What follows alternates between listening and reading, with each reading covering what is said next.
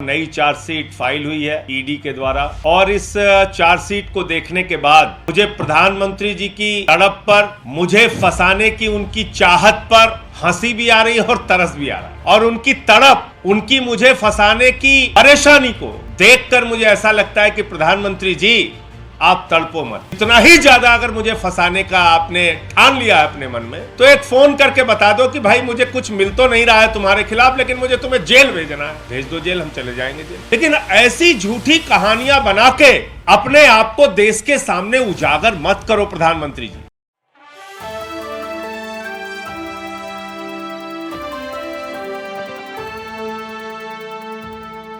आम आदमी पार्टी से सांसद संजय सिंह ने एक बार फिर ईडी सीबीआई को जमकर घेरा।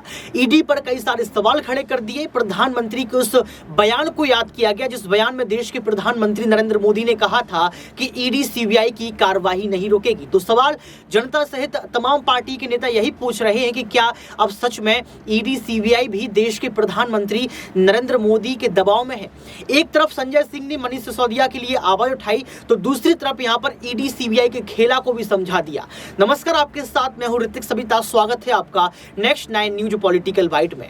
दर्शकों, आपको बता दें कि संजय सिंह ने चार्जशीट को लेकर और तमाम बातों को लेकर क्या कुछ कहा है, किन मुद्दों का जिक्र किया है, आप खुद ही सुनिए। एक और नई चार्जशीट फाइल हुई है ईडी के द्वारा और इस चार्जशीट को देखने के बाद मुझे प्रधानमंत्री जी की तड़प पर, मुझे फंसाने की उनकी चाहत पर हंसी भी आ रही है और तरस भी आ रहा है। और उनकी तड़प, उनकी मुझे फंसाने की परेशानी को देखकर मुझे ऐसा लगता है कि प्रधानमंत्री जी आप तड़पो मत। इतना ही ज्यादा अगर मुझे फंसाने का आपने ठान लिया है अपने मन में, तो एक फोन करके बता दो कि भाई मुझे कुछ मिल तो नहीं रहा है तुम्हारे खिलाफ, लेकिन मुझे तुम्हें जेल भेजना है। भेज दो जेल, हम चले जाएंगे जेल। लेकिन ऐसी झूठी कहानियां बना के अपने आप को देश के सामने उजागर मत करो प्रधानमंत्री जी। आपकी संस्था ईडी को कॉमेडी सर्कस मत बनाओ। मजाक बन गया ईडी और ईडी की जांच। और मैं भी सिलसिलेवार करके आपके सामने बताऊंगा। आपको याद होगा पार्लियामेंट में मैंने ईडी के खिलाफ आवाज उठाई कि ईडी का मिसयूज होता है, ईडी का दुरुपयोग होता है। उसके बाद प्रिविलेज कमेटी की नोटिस मुझे मिली। वो प्रिविलेज कमेटी की नोटिस का मैंने जवाब दिया है और वहां पर मैं प्रिविलेज कमेटी जब बुलाएगी मैं जाऊंगा भी। उसके बाद मेरा नाम चार्जशीट में गलत ढंग से शामिल किया गया तो मैंने ईडी को नोटिस भेजा डिफेमेशन का। फिर उन्होंने मुझसे गलती मानी कि साहब गलती से लिखना था राहुल सिंह, लिख दिया संजय सिंह। अब उनको अपनी बेइज्जती बर्दाश्त नहीं हो रही है।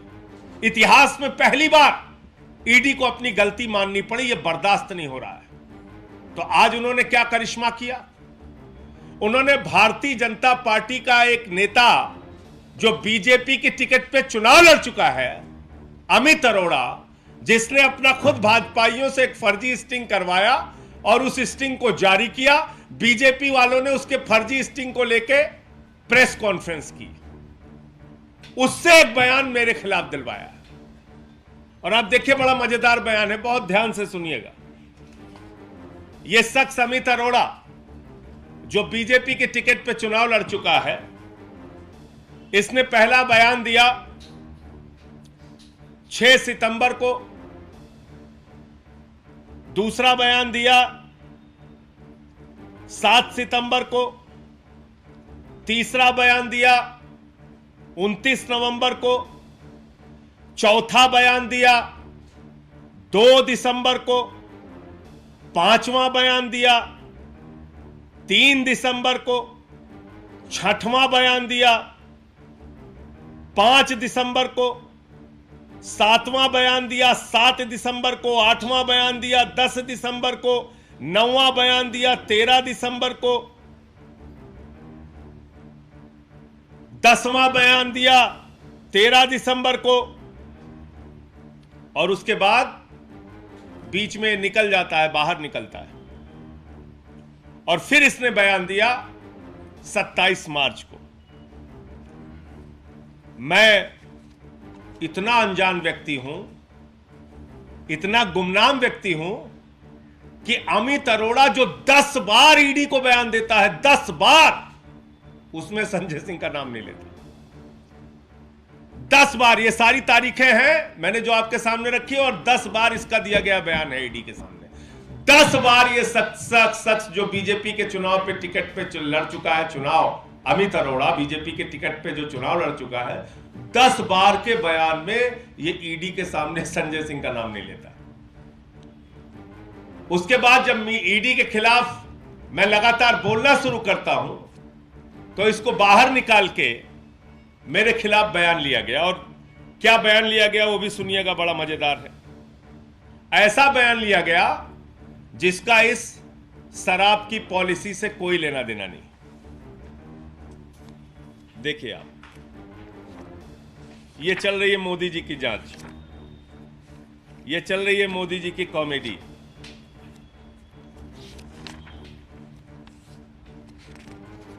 ये अमित अरोड़ा कह रहा है कि 2020 जून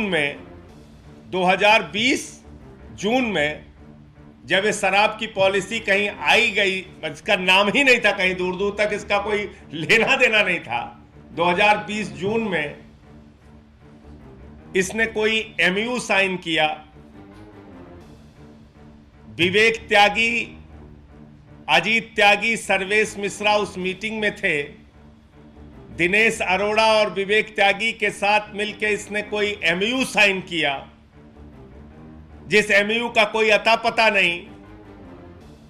फिर कहता है कि मनीष सिसोदिया और दिनेश अरोड़ा, मनीष सिसोदिया से मिलने में संजय सिंह के साथ, दिनेश अरोड़ा के साथ मनीष सिसोदिया से मिलने में गया, संजय सिंह भी उस मीटिंग में मौजूद थे। ये 2 बयान इसका आता है। फिर कहता है कि साहब जो पॉलिसी, जो जिस चीज के लिए हमने एमयू साइन किया था, वो लाइन बड़ी इंटरेस्टिंग है। कहता है कि दरअसल वो जो एमयू साइन किया था वो पॉलिसी आई नहीं। इसमें लास्ट में लिख रहा है, however this policy change did not take place since the policy of 2021 did not come and the old policy of 1920 was extended. Meanwhile, work on the new policy of 21-22 started. तो ये कह रहा है कि एक एमयू साइन हुआ, सब कुछ हुआ, लेकिन क्योंकि वो पॉलिसी आई नहीं, इसलिए उस एमयू पे कोई काम भी नहीं हुआ। ये इनका बयान है। इस तरीके से इन्वेस्टिगेशन चल रहा है, इस तरीके से जांच चल रही है। अब और मजेदार बात सुनिए। 27 मार्च को इस व्यक्ति का बयान लिया गया। याद रखिएगा, 10 बार में इसको संजय सिंह का नाम याद नहीं आया, विवेक त्यागी का भी नाम याद नहीं आया, अजीत त्यागी और सर्वेश मिश्रा का भी नाम 10 बार की पूछताछ में याद नहीं आया। हमारे किसी सहयोगी का नाम याद नहीं आया, मेरा नाम याद नहीं आया, मेरे साथ ये मनीष सिसोदिया से मिलने गया था, ये बात भी याद नहीं आई। 10 बार इससे पूछताछ हुई। मैंने सारी तारीख बता दी। जो व्यक्ति है 9 अप्रैल को उससे पूछा जाता है कि क्या कोई आपकी मीटिंग हुई थी संजय सिंह और मनीष सिसोदिया के साथ? तो दिनेश अरोड़ा कह रहा है नो, नेवर। इससे पूछ रहे हैं कि have you ever met Manish Sisodia at his residence with Amit Arora? ये 9 अप्रैल को पूछा जा रहा है। 27 को अमित अरोड़ा का बयान है और 9 अप्रैल को इनसे पूछा जा रहा है कि have you ever met Manish Sisodia at his residence with Amit Arora? ये दिनेश अरोड़ा से पूछा गया 9 अप्रैल को, तो वो कह रहा है नो, नेवर। ये भी इसी बयान में लिखा हुआ।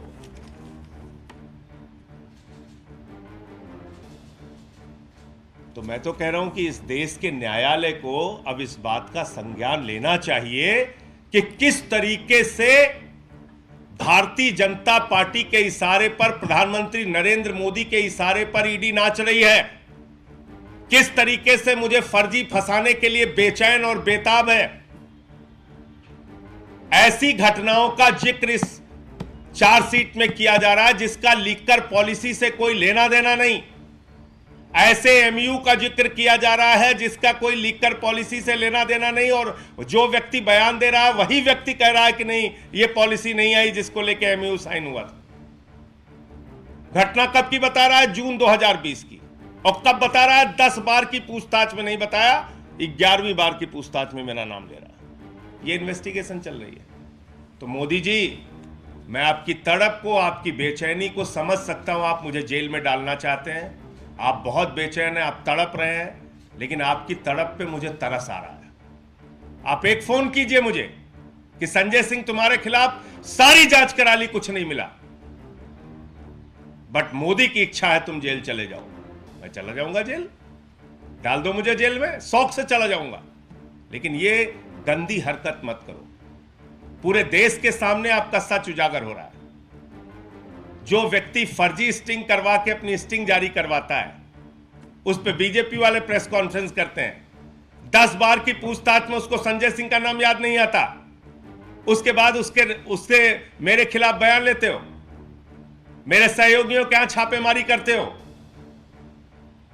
ऐसी बातें वो लिख रहा है जिसका लीकर पॉलिसी से कोई लेना देना नहीं। क्यों ये सब कर रहे हो? क्या हासिल हो जाएगा? तो जैसा मैंने कहा, जितना तथ्य आता जाएगा, हर मुद्दे को लेकर मैं कानूनी कार्रवाई में जाऊंगा। यह एक दूसरा तथ्य सामने आया है जिसमें फर्जी, बेबुनियाद, झूठी बातें लिखी गई हैं, जिसको खुद जिस व्यक्ति के नाम से लिखी गई हैं कि दिनेश अरोड़ा साथ में मीटिंग गया था, वो डिनाई कर रहा है। ऐसी बातें लिखी गई हैं जिसका लीकर पॉलिसी से कोई लेना देना नहीं, बावजूद इसके आधार बनाकर हमारे सहयोगियों के हाथ छापेमारी का काम किया गया। तो सुना आपने इस वीडियो को सुनने के बाद आपको पता लग गया होगा कि किस तरीके से दूध का दूध, पानी का पानी किया गया। देश के प्रधानमंत्री नरेंद्र मोदी से जो है तमाम सवाल पूछे गए। इन सवालों में कहीं ना कहीं ये जवाब भी छुपा हुआ है कि आज सच में ईडी सीबीआई जो है जबरन कार्रवाई करती है, जबरदस्ती की कार्रवाई करती है, दबाव में काम करती है। क्योंकि सवाल तो ये भी है ना कि आखिर आपके पार्टी के नेता जो करोड़ों की संपत्ति के मालिक हैं, उन पर ईडी सीबीआई की छापेमारी क्यों नहीं होती है? जब यहाँ पर जो है तमाम नेता जो है जमीनी स्तर पर काम करते हैं, अच्छा काम करते, तो आप पूछ लेते हैं कि आपने पंजाब में चुनाव प्रचार किया, 100 करोड़ रुपए कहां से आए? आबकारी नीति को लेकर आप जो है मनीष सिसोदिया को जेल में डाल देते हैं। यानी कि आम आदमी पार्टी इस बात को स्वीकार नहीं कर रही है कि मनीष सिसोदिया की कुछ गलती है। लेकिन ईडी सीबीआई को लेकर संजय सिंह ने जो खुलासे किए हैं, क्या आप इससे सहमत हैं? अगर आप इससे सहमत हैं तो कमेंट बॉक्स में जरूर बताएं। आज के लिए सिर्फ इतना ही। देखते रहिए नेक्स्ट 9 न्यूज पॉलिटिकल वाइट।